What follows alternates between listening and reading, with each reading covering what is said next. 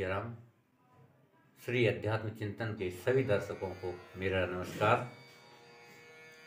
जब भी हमारे मन में मित्रता की कोई बात, कोई प्रसंग आता है तो सबसे पहले मन में श्री कृष्ण और सुदामा की मित्रता की चर्चा हो ही जाती है।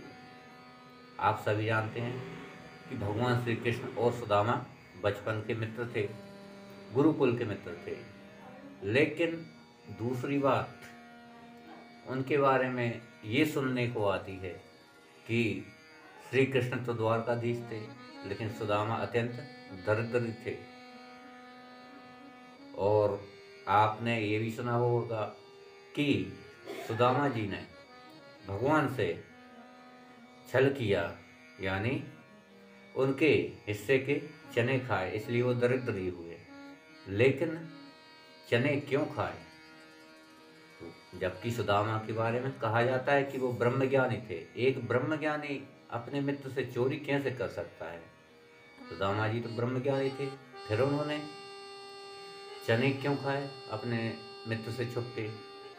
इसी के बारे में मैं आपको एक छोटा सा अंश, जो कि मैंने भागवत में अध्ययन किया है, वो सुना रहा हूँ।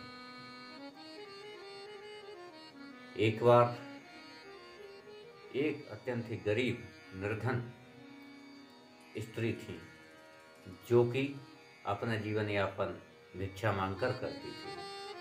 कभी कभी तो उसको भिक्षा में बहुत सा धन मिल जाता था, कभी कभी कई दिन व्यतीत हो जाने पर भी कुछ नहीं मिलता था। एक बार देवयोग से ऐसा ही हुआ। 5 दिन हो गए, उसको भिक्षा में अन्न का एक दाना तक नहीं मिला। वो वृद्ध माता अत्यंत दुखी हुई और अगले दिन भिक्षा मांगने के लिए फिर निकल गई। उस दिन ईश्वर की कृपा से उनको 2 मुट्ठी चने मिल गए। चने लेकर वो बहुत प्रसन्न हुई और अपने घर को आ गई। आते आते शाम हो चुकी। घर आते आते उस निर्धन स्त्री को शाम हो गई, सूर्यास्त हो गया। उसने सोचा कि प्रातःकाल स्नान आदि करके ठाकुर जी को भोग लगाकर इन चनों को मैं ग्रहण करूंगी। उसी रात में एक चोर चोरी करने के इरादे से उस स्त्री के घर में आया। उसने जब वो चनों की पोटली देखी तो सोचा कि इसमें सोना होगा या हीरे जवाहरात होंगे, तो वह पोटली लेकर जाने लगा। जब उस निर्धन स्त्री ने देखा कि चोर उसकी पोटली ले जा रहा है तो वह चिल्लाने लगी, शोर मचाने लगी। शोर सुनकर आसपास के लोग आ गए।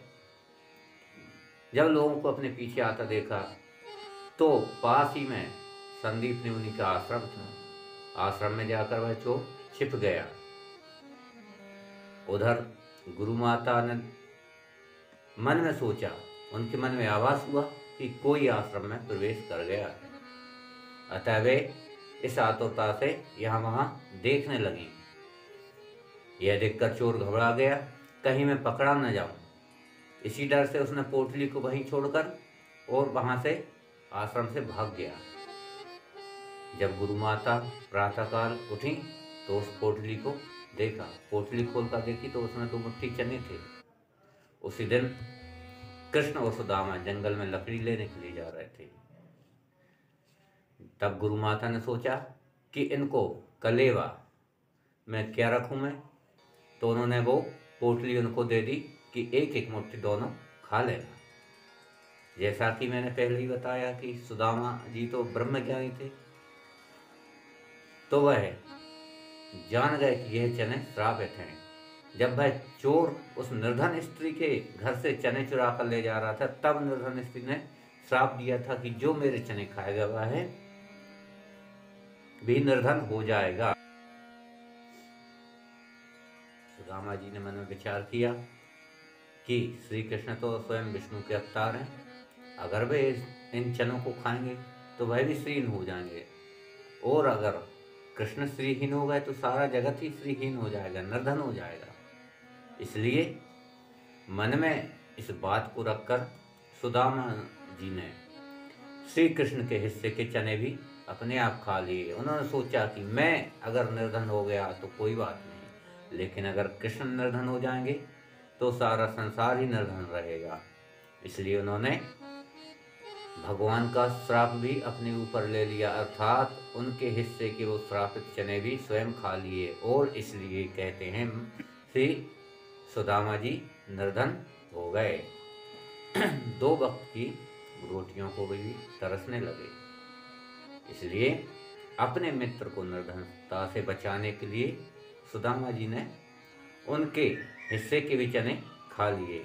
यह उन्होंने अपना मित्र धर्म निभाया कि मित्र को कष्ट न हो, चाहे भले मुझे कष्ट हो जाए। यह बात तो एक श्रेष्ठ ब्रह्मज्ञानी के मन में ही आ सकती है। इसलिए सुदामा जी निर्धन थे ताकि उनका मित्र श्रीहीन न रहे। जैसा कि हमारे शास्त्रों में ही कहा गया है कि एक अच्छा मित्र हो तो वह हमको वक्त वक्त पर हर बुरी चीज से, हर बुरी बला से बचाता रहता है, जैसा कि कहा गया। इसलिए हमारे शास्त्र में कहा गया है, दुर्जना प्रियवादी चा नैतद विश्वास कारणम मधु तिष्ठति जीवाग्रे हृदय हलाहलम विषम। अर्थात दुर्जन और अत्यंत प्रियवादी मनुष्य, ज्यादा मीठा बोलने वाले लोगों पर कभी विश्वास नहीं करना चाहिए, क्योंकि मधु तिष्ठति जिह्वाग्रे, अर्थात उनकी जीभ पर तो हमेशा मधु यानी शहद जैसी वाणी रहती है। हृदय हलाहलम विषम, हृदय में उनके विष भरा रहता है।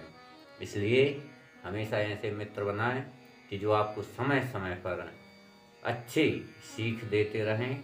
जैसा कि सुदामा जी ने श्री कृष्ण की विपत्ति अपने ऊपर ले ली, लेकिन अपने मित्र श्री कृष्ण को निर्धन नहीं होने दिया। इसलिए सभी को ऐसे मित्र बनाना चाहिए जो हमेशा बुरे वक्त में तो साथ ही हों, और अगर हम बुरे राह पर चल रहे हैं तो हमें भी वो अच्छी राह पर चलने की प्रेरणा दें। जय श्री राम। और अगर आपने अभी तक हमारे चैनल को सब्सक्राइब नहीं किया है तो चैनल को सब्सक्राइब करें। वीडियो अगर पसंद आई हो तो लाइक करें और अधिक से अधिक लोगों को इस वीडियो को शेयर करें, ताकि ऐसी सुंदर कथाएं सभी को प्राप्त हो और उनका मार्गदर्शन हो सके। जय श्री राम।